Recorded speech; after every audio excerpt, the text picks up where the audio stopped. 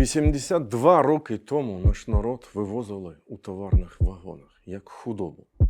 За лічені хвилини людям наказували залишити свій дім, свою землю, своє життя.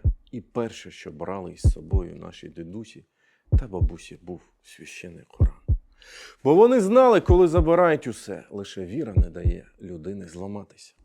У вигнанні народжувалося нове покоління кримських татар. Вони росли серед болю, принижень, втрат, але зберігали свою віру, свою мову, свою гідність.